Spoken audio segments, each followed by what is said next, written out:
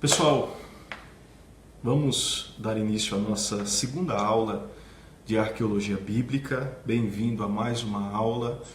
Nós começamos na aula anterior o assunto, falamos um pouquinho de assuntos introdutórios, nós vimos também um pouquinho a respeito do nosso material.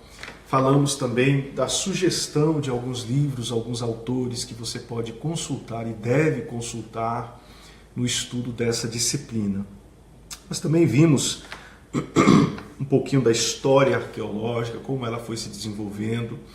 É óbvio que num curso como esse nós não temos tempo de falar profundamente do que está relatado, do que está escrito no nosso material, mas a nossa expectativa é que você leia o livro-texto, que você leia ele com cuidado, releia outra vez, para que você possa assimilar ainda mais esse assunto. O que nós fazemos nestas aulas são apenas um vistaço, né? Nós damos apenas algumas ideias, comentamos algumas coisas, mas você pode buscar maiores informações, maiores detalhes, através da leitura do material que você tem em mãos. Bem, na aula passada nós vimos o capítulo 1 e o capítulo 2, nós terminamos falando no capítulo 2 a respeito das escavações que se desenvolveram propriamente a partir do ano 1800, do século XVIII, e foi se desenvolvendo, e especialmente nos períodos da Primeira e Segunda Guerra, por causa de interesses que estavam por trás das escavações. Nós vimos também a respeito de alguns arqueólogos que foram considerados os gênios da arqueologia bíblica, não é? E alguns outros que foram também importantes no desenvolvimento desta disciplina que hoje nós temos à nossa disposição, com muita informação, com muita coisa, por causa do trabalho de homens, não é, importantes para essa disciplina, para essa matéria. No capítulo 3, o nosso material, o nosso livro, vai começar a discorrer a respeito dos métodos de escavação. No capítulo 3, o autor, na verdade, ele mostra para nós como é que se desenvolve o trabalho de um arqueólogo, que não é nada fácil, né? Parece... Às vezes, eu não sei se você já teve a curiosidade de ver um documentário, não é? Ou até mesmo na internet, um vídeo no YouTube, o pessoal trabalhando desenvolvendo essa função de, às vezes você vê ele com um pincelzinho limpando, uma coisinha, tirando uma terrinha, fazendo uma coisinha, você diz assim, poxa, esse trabalho é muito fácil, mas não é. É um trabalho muito difícil, muito complexo e que exige muita paciência, não é? E é aí que muita gente não tem essa disposição para um trabalho tão importante como esse. Na página 27, o autor ele disse uma coisa interessante. Ele diz assim, logo no início, muito diferente do que em tempos passados, a arqueologia na Palestina hoje ela segue métodos comumente bem mais determinados. Os propósitos de uma expedição hoje, por exemplo, na terra da Palestina, elas se caracterizam por serem científicas e históricas. Ou seja, num primeiro momento, a escavação ela procura reconstruir, dentro do possível, dentro do que ela tem em mãos, a vida e a civilização do povo cujas ruínas examina. Posteriormente, essa escavação ela busca interpretar os processos técnicos da arte, as estruturas e a arquitetura com as quais ela se defronta. Então, primeiro ele tenta reconstruir, não é? Usando o que ele tem de informação à sua disposição, e depois ele tenta interpretar.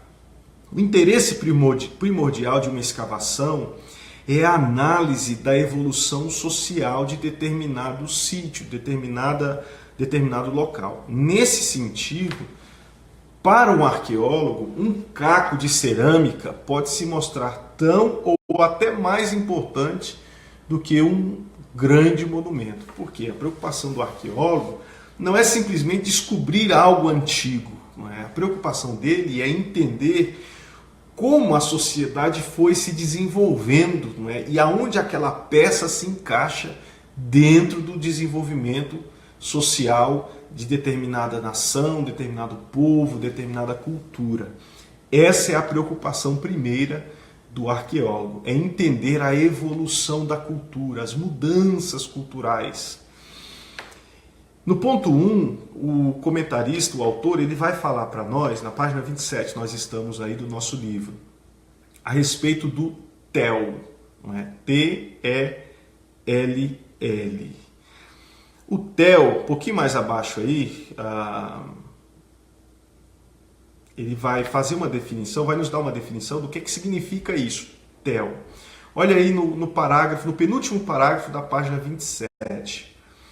Ele diz assim: uma vez escolhido o local, as subsequentes ocupações nesse mesmo espaço criavam uma colina artificial conhecida como TEL. Aí, logo embaixo, aí, na nota de rodapé, ele diz assim: a palavra TEL ela é usada tanto em hebraico quanto em árabe. E a transliteração do hebraico é grafada como TEL, T-E-L.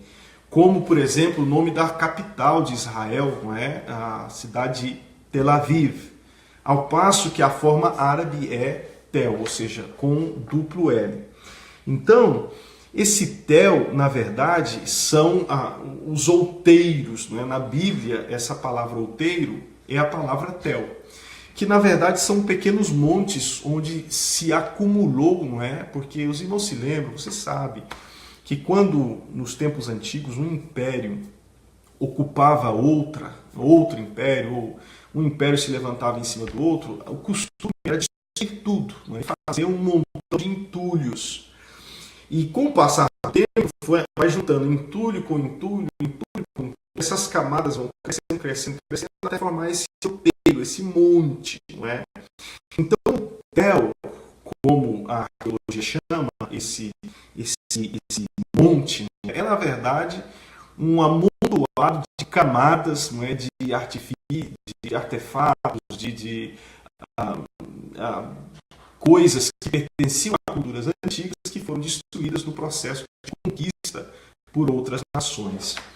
Então esse termo TEL, ele é empregado várias vezes no texto hebraico do Antigo Testamento para se referir a cidades construídas umas sobre as outras. Então vinha a nação conquistadora, destruía tudo, e em cima daquele entulho, não é, daquela destruição, daquelas ruínas, eles construíam a sua cidade. Era uma espécie de orgulho, não é? Você destruiu a cidade inimiga e aí você colocou por cima, não é, a sua cultura, a sua cidade, enfim. Não havia a preocupação dos antigos, das sociedades antigas, de preservar a história. Pelo contrário, a preocupação das sociedades antigas era, uma vez conquistada certa nação, a memória daquela nação precisava ser completamente apagada. Por isso eles destruíam tudo. Eu não sei se você viu, percebeu, nós estamos vivendo hoje no ano de 2018. Há poucos anos atrás, começou um movimento, na verdade, uma rebelião que ganhou grandes proporções, chamada de, aqui nos Estados Unidos, de ISIS, né? No Brasil, em português, é chamado do Estado Islâmico, né? O EI. E eu não sei se você viu as reportagens, como eles entraram em algumas cidades históricas, não é? Cidades como Bagdá, cidades que acho que invadiram também a cidade de Jericó, se não me falha a memória. Enfim, cidades que tinham monumentos antigos, que eram patrimônios da humanidade, e como aqueles homens entraram nessas cidades, nesses lugares, destruíram tudo, não é? Destruíram museus, destruíram sítios arqueológicos, lugares que estavam sendo preservados, que foram escavados pela arqueologia, que foram completamente destruídos. Por quê? Porque eles têm essa mentalidade, esse pensamento, essa filosofia de que, uma vez invadindo o local, a memória daquele povo, daquela nação, daquele costume precisa ser apagada, não é? E aí então que vai surgindo esses téis, né, os tel, que são ruínas em cima de ruínas, ruínas em cima de ruínas. E aí vem o arqueólogo escavando essas ruínas para que ele então descubra ou encontre alguma coisa que possa ajudá-lo a interpretar a história de determinada sociedade. Até o tempo de Alexandre Magno, por exemplo, a maioria das vilas e cidades na Palestina vai ser encontrada nesses tel. A área de um tel varia bastante, abrangendo 28.000 a 8.000 metros quadrados. Então é bem extensa essa área de escavação, né, que eles chamam de tel. Até o momento, o maior que se conhece é Azor, ao norte da Galileia, que mede cerca de 800.000 metros quadrados. Comparados aos tel de outras regiões do Antigo Oriente Próximo, os da Palestina eram relativamente pequenos. A cidade de Nínive, por exemplo, que era a capital da Síria, ela foi construída sobre tel gêmeos, que englobavam uma circunferência de 12 quilômetros. Não é bastante extenso. Mas, grande ou pequeno, um tel não durava para sempre, porque cedo ou tarde ele passava por um processo destrutivo, seja por causas naturais, como terremotos, enchentes, estiagens, ou por causa de circunstâncias como incêndio, epidemias e até mesmo as guerras. Então, a reocupação do espaço acontecia pelos mesmos motivos originais, a saber, terra fértil, água, comércio e defesa natural. Aí os novos ocupantes, ou seja, aqueles que chegavam naquele local que antes era uma cidade, mas agora está em ruínas, eles não se preocupavam em tirar os escombros, em limpar a área. Não. Pelo contrário, eles se aproveitavam disso e a nova ocupação ficava cada vez mais alta. Então você tem aquelas cidades edificadas em ruínas, são aquelas cidades altas, porque eles chegavam e limpavam o terreno, eles simplesmente construíam uma cidade, a nova cidade, em cima daquelas ruínas. Daí então, não é a dificuldade do arqueólogo, porque ele tem que ir escavando até chegar no terreno plano, onde é realmente terreno e não há nada mais. Não é? Então é um trabalho muito difícil. Segundo lugar, na página 28, ele vai falar para nós um pouquinho sobre a estratigrafia, não é? Que é esse processo de ir removendo as camadas sucessivas de um tel. Muito importante você dar uma lida aí nesse trabalho de estratigrafia, que é de fato o trabalho do arqueólogo, dele ir escavando camada por camada, camada por camada. Um pouquinho mais embaixo, ainda na página 28 no ponto 3, ele vai começar a mostrar para nós o preparo. Não é? Uma escavação arqueológica, diz ele aí, dá muito trabalho e é onerosa, ou seja, é cara. Né? É caro, uma expedição arqueológica custa caro. Não é? Por isso que um arqueólogo ou uma equipe arqueológica precisa de recursos, ela precisa de financiamento. Geralmente o financiamento é feito por grupos de pessoas ricas, ou até mesmo, quando há interesse, o próprio governo financia a expedição arqueológica. Mas dá muito trabalho e é muito caro. Olhando assim de longe, parece que pegar uma picareta, um enxado, uma pá, uns carrinhos de mão, uns baldes, uma colher de pedreiro, um prumo, uma fita métrica, um pincel e outros instrumentos é divertimento para figuras no mínimo esquisitas. Né? Para um visitante desprevenido, os arqueólogos não passam de gente grande brincando na areia. Não é? O que eu disse, né? Você vê aquele povo lá passando um pincelzinho, tirando uma poeirinha, limpando aqui, você diz, meu Deus, que coisa é essa? Isso aí é uma profissão, isso aí é um trabalho mesmo, né? Porque parece algo sem valor aos olhos de muita gente. A escavação ela precisa ser feita com as mãos, no alto verão, ou seja, quando não há chuva, ou quando praticamente não chove, e a temperatura fica bastante elevada, porque a chuva atrapalha o trabalho do arqueólogo. Então você já está percebendo que é muito difícil o trabalho arqueológico. Imagine, na Palestina, um lugar árido ou semiárido, onde há momentos de muita seca, não é? E muitas das escavações são realizadas em áreas desérticas, onde há desertos. Então, o calor é quase insuportável. Então, ele tem que estar trabalhando debaixo de um sol quente. Não é? Ele tem que estar trabalhando numa época onde não há chuvas e durante todo o dia. Não é? E às vezes ele passa semanas ou dias, não é? Limpando, tirando, escavando e não descobre absolutamente coisa alguma. Então é um trabalho muito difícil, muito complexo. Escavar, diz aí o nosso autor, é mão de obra cara. O custo elevado requer que se organizem consórcios para financiar a escavação. Por isso, na maioria das vezes, o projeto se realiza sob a égide de governo, museu, universidade, entidade científica ou até indivíduos que têm recursos financeiros para bancar um projeto arqueológico. Atualmente, os governos do Oriente Próximo não permitem pesquisas arqueológicas individuais, né? Ou seja, precisa ser algo sério, financiado por um governo ou por uma instituição muito séria. Não é qualquer um chegar lá e começar, vou escavar aqui, eu vou descobrir alguma coisa e eu vou me tornar famoso. Não funciona assim. Não só isso, mas muitos, de novo, né? Acho que mencionei isso na aula anterior, muitos governos, especialmente na região da Palestina, do Oriente Médio, eles não são favoráveis às escavações arqueológicas.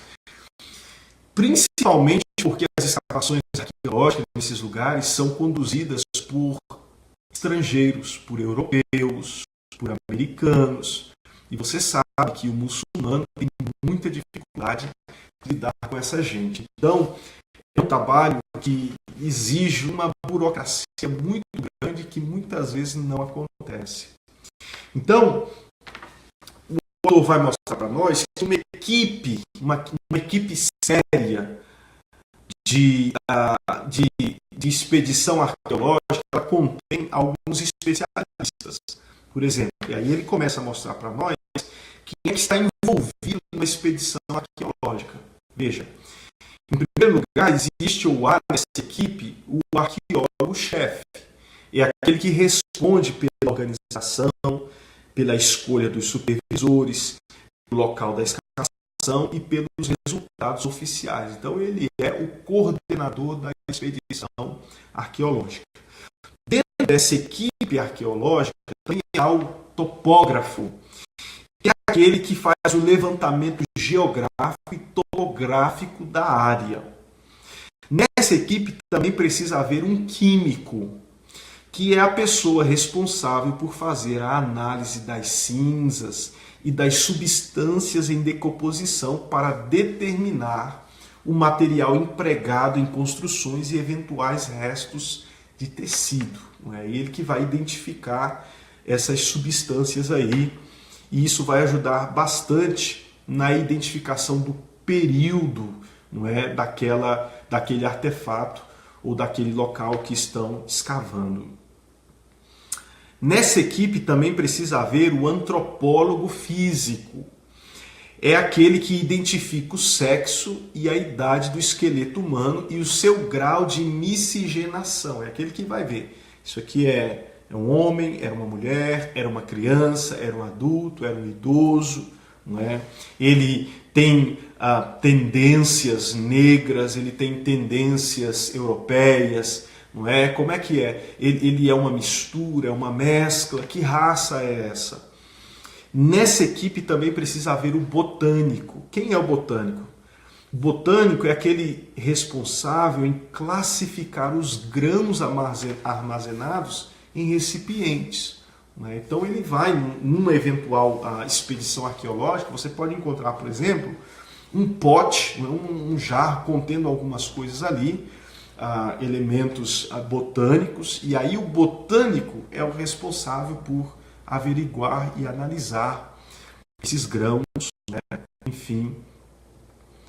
Também precisa haver nessa equipe um zoólogo. Ele é aquele que identifica ossos de animais para determinar, se possível, pela quantidade e variedade, o seu uso e se eram domesticados ou não.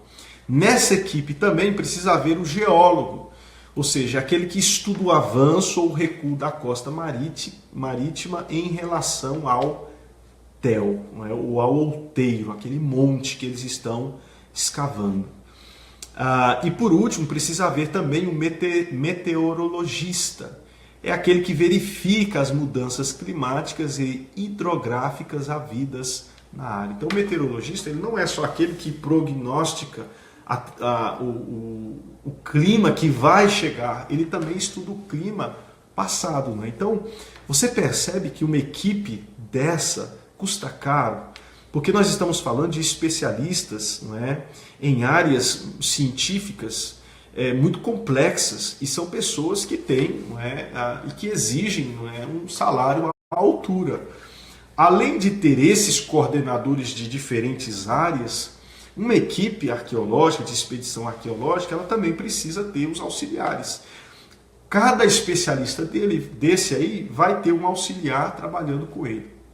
Normalmente, esses auxiliares são os próprios locais, não é, que são contratados para ajudarem a equipe arqueológica no seu trabalho. Uma escavação, o autor diz aí na página 29, já no finalzinho, ele diz assim que uma escavação na Palestina traz inúmeras dificuldades técnicas. Por isso, a escolha do local e a avaliação dessas dificuldades devem preceder qualquer meta definitiva. E aí ele começa a mencionar para nós as dificuldades que há em escavar, não é? Ou as dificuldades que uma expedição arqueológica encontra no seu trabalho num lugar como a Palestina nos nossos dias. Veja aí.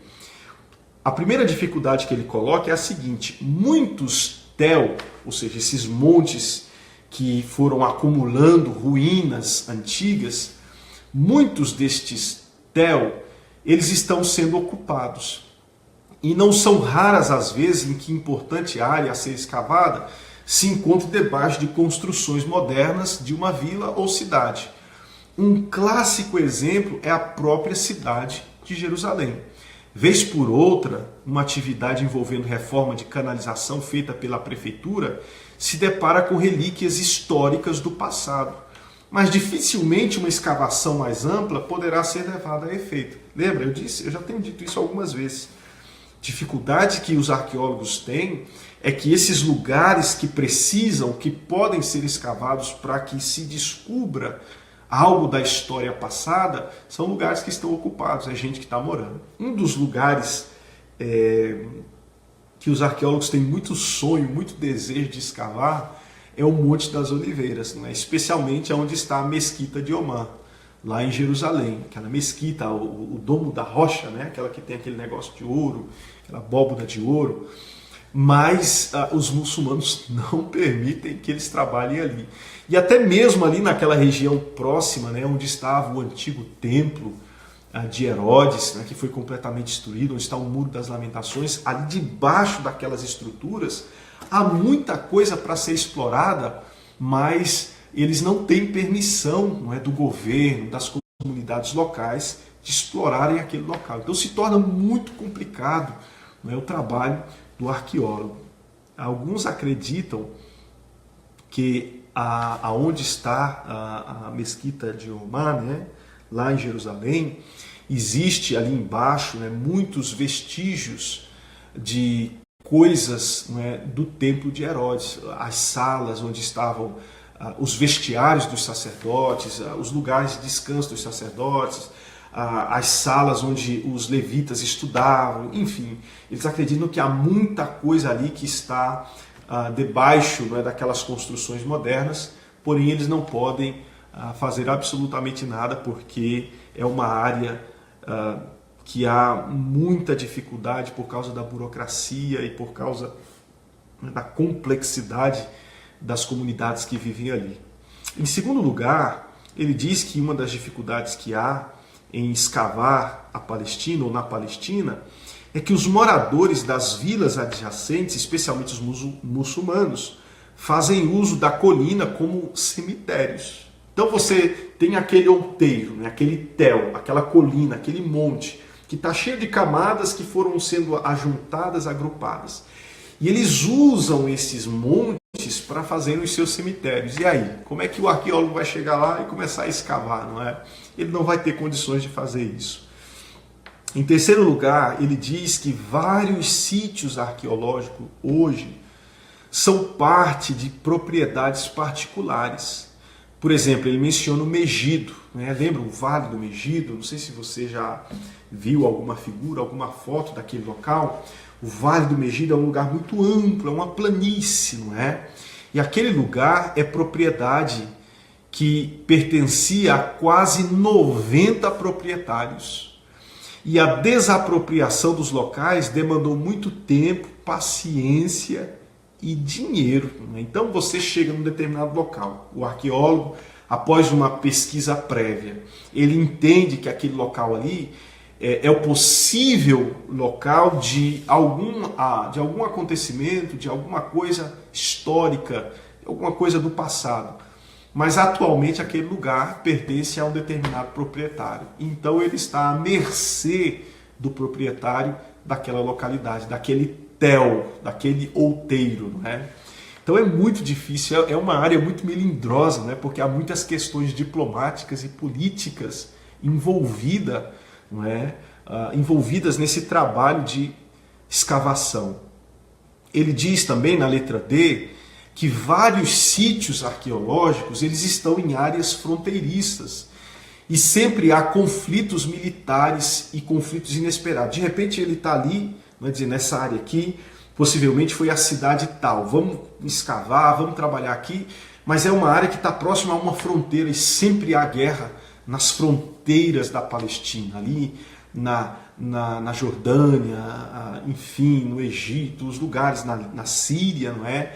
Que correm ali as fronteiras com Israel, são lugares que sempre há conflitos. Além disso, também deve-se lembrar que há aqueles radicais, não é? Ali na Palestina, que são uma constante ameaça. Então é um trabalho que se torna até perigoso, com risco de morte. Em quinto lugar, ele menciona o seguinte: é difícil escavar na Palestina porque toda a vigilância é pouca. E mesmo assim acontecem muitos roubos no local de escavação. Imagina, você está escavando, você é um arqueólogo, está escavando ali na Palestina, e você descobre um artefato muito importante, um vaso de cerâmica antigo, importantíssimo. Os ladrões que estão ali acompanhando o trabalho, eles esperam, não é, quando está à noite, quando está mais tranquilo, quando ninguém está trabalhando, e eles vêm e roubam aqueles artefatos, e eles vendem no mercado negro, né? E com isso conseguem uma certa fortuna. Não é difícil você encontrar nessas campanhas arqueológicas, nessas expedições arqueológicas, mercenários ou seguranças contratados para vigiarem durante o dia e durante a noite também, por causa dos constantes roubos e furtos que acontece no local da escavação. Veja aí, o arqueólogo ele realmente tem uma vida difícil. Em sexto lugar, ele diz que o transporte dos achados por vezes é desastroso e provoca danos permanentes e irreparáveis. Ele cita um exemplo aí, olha aí na sua apostila, no seu livro-texto, na página 29, no rodapé da página 29, o ponto 16, ele diz assim, está falando desse o transporte, eles encontram uma coisa e aí vão levar para o museu. E no caminho para chegar no museu, não é, esse achado, esse artefato sofre, não é, e acaba se deteriorando, se quebrando, tendo alguns danos irreparáveis.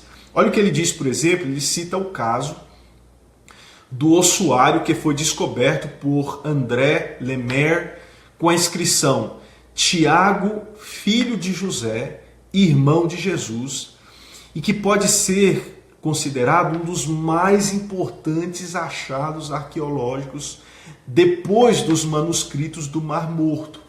Ele teve a sua tampa rachada ao meio quando foi levado de Tel Aviv para uma exposição em Nova York. Olha aí o prejuízo que houve, né? Encontraram aquele ossuário.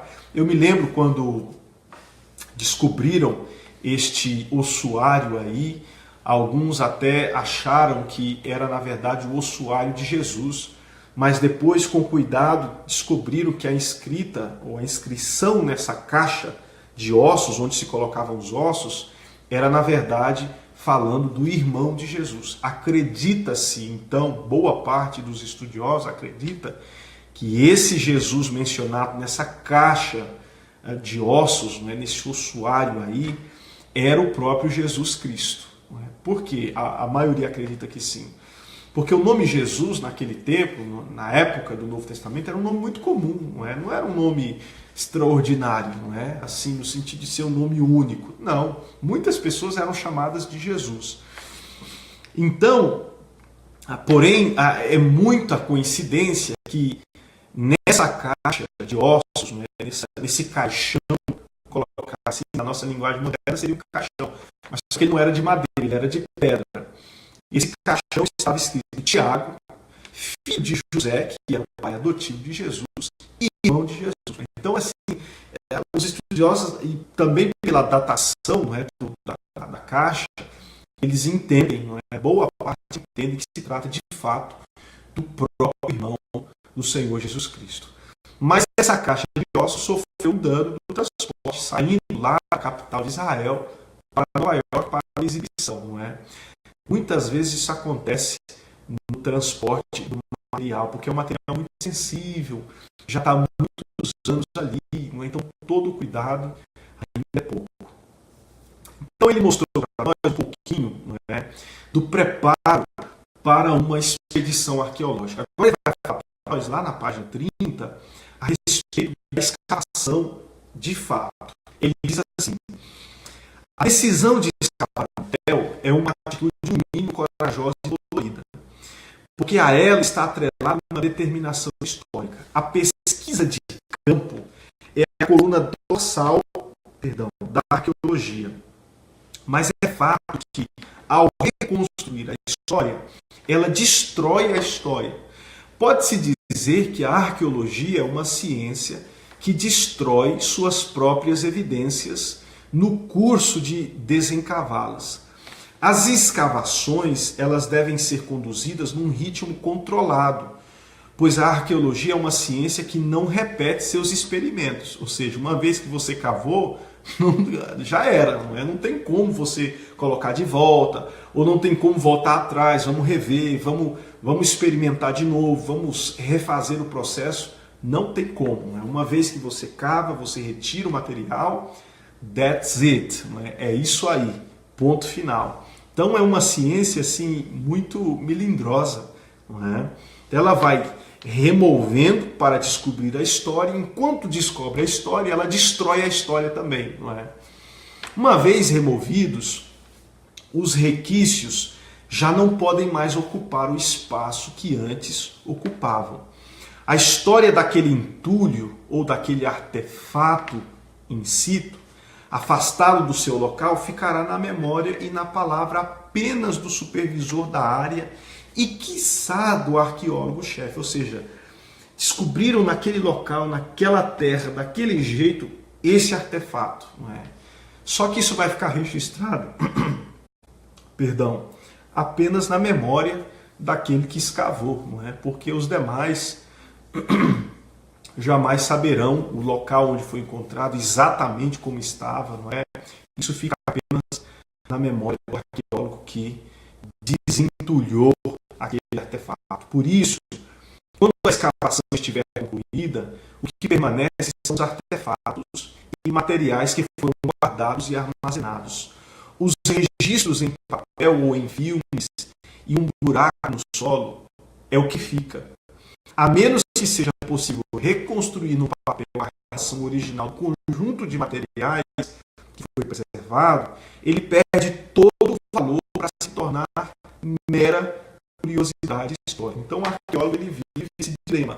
Ele reconstrói enquanto destrói. Ele reconstrói o passado, a evolução de uma cultura, de uma sociedade, enquanto destrói aquilo que ele está buscando. Né? Em quinto lugar, vem o aspecto final do trabalho do arqueólogo, que é a publicação. Então, a gente viu, primeiro tem o preparo, que tem que levantar uma equipe, tem que fazer um planejamento, ele tem que ter recursos financeiros, ele tem que ter um apoio do governo, um apoio das autoridades, do local. E depois de tudo isso, ele escava. E depois da escavação vem então a publicação, ou seja, o que a gente vê nos livros. As fotos que você vê num livro de arqueologia, o museu que você vai visitar, você vê aquelas exposições. Essa é a publicação. A última etapa do processo da escavação é a publicação dos dados. Primeiramente numa revista especializada, mais tarde em volumes específicos sobre o Vitel, enfim. E aí vai. Vários comentaristas dizem o seguinte, que vários podem ser os motivos, porque muitas vezes há demora ou omissão na publicação. Um clássico exemplo que causou e ainda causa bastante polêmica foi o retardamento na publicação dos achados dos manuscritos do Mar Morto. Nós já mencionamos aqui 2 vezes os manuscritos do Mar Morto. E eu gostaria de dizer e de incentivar a você fazer uma pesquisa. Você pode ler no Wikipedia mesmo, lá tem bastante informação sobre isso, a respeito dos manuscritos do Mar Morto. Dá uma olhadinha, pesquisa um pouquinho sobre isso daí, porque nós vamos falar um pouquinho sobre isso mais na frente, mas a descoberta dos manuscritos do Mar Morto, ou dos rolos de Quirã, é uma das descobertas mais importantes para o cristianismo nestes últimos tempos, porque ali se descobriu boa parte do Antigo Testamento, aliás, todo o Antigo Testamento, com datação muito antiga, e quando leram aqueles manuscritos antigos, se percebeu que era praticamente a mesma escritura que nós temos hoje nas nossas Bíblias Sagradas. O que significa isso? Significa que a Bíblia que nós temos hoje ela é fiel, apesar de tanto tempo e de tantas cópias, tantas impressões diferentes, o texto permanece exatamente como os textos mais antigos, que são os textos do Mar Morto.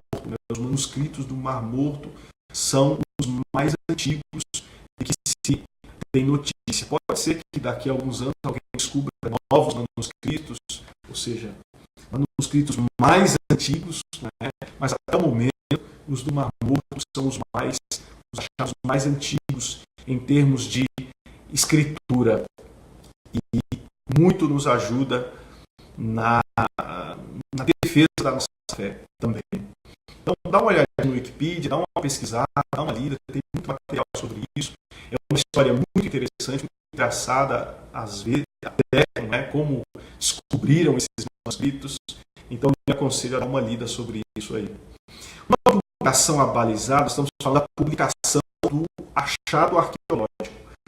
Uma publicação abalizada, ela requer análise e interpretação sistemáticas dos vestígios de uma escavação. A escavação e a análise da estratigrafia, a seleção e a organização dos dados e a interpretação deles, tudo deve ser formado pela perspicácia, o juízo e a intuição bem formada do arqueólogo. Como diz Darrell Lance, os dados arqueológicos relevantes, uma vez publicados, adquirem um grau de imortalidade. Então é preciso muito cuidado na publicação, porque se a publicação não for bem feita, com todos esses detalhes, com todo esse cuidado, seguindo todo esse processo, esse achado ele não vai ser levado em consideração ou em autoestima pela comunidade de estudiosos. Então é muito importante que o arqueólogo ele tenha cuidado na publicação do que ele encontrou. encontrou, não é? Do que ele escavou. Não só do que ele descobriu, mas de todo o processo até chegar à descoberta do seu achado. Ok? Bom, então nós vimos aí, queridos, esse panorama a respeito da arqueologia, dos processos arqueológicos, a pessoa do arqueólogo, a equipe arqueológica, as dificuldades que a equipe arqueológica encontra e enfrenta, mas a necessidade que nós temos, a relevância, a importância da arqueologia para os nossos dias. No capítulo 4, nós vamos começar a ver um pouquinho a respeito dos períodos arqueológicos da Palestina. Você se lembra, eu mencionei na primeira aula, que a arqueologia bíblica, semelhante a outras matérias, outras disciplinas, como a geografia bíblica, são matérias muito descritivas, muito técnicas. Então, boa parte do nosso material é uma questão de leitura e não de discussão, é passivo de discussão, né? São apenas informações técnicas, informações históricas, datação de eventos que a gente vai ler, vai passar para vocês. Okay? No capítulo 4 vai começar então, o nosso material, vai começar a discutir a respeito dos períodos arqueológicos da Palestina. Mas o nosso tempo já está esgotado e na próxima aula nós vamos dar continuidade falando no capítulo 4, os períodos arqueológicos da Palestina. Ok? Que Deus te abençoe e se Deus quiser nós nos vemos na próxima aula em nome de Jesus. Um abraço, dê uma olhada no seu livro outra vez, os capítulos 1, 2, 3, dá uma lida novamente, faça uma pesquisa, nem que seja rápida, uma olhadela no Wikipedia a respeito dos manuscritos do Mar Morto. Amém? Deus te abençoe, um abraço e até a próxima aula.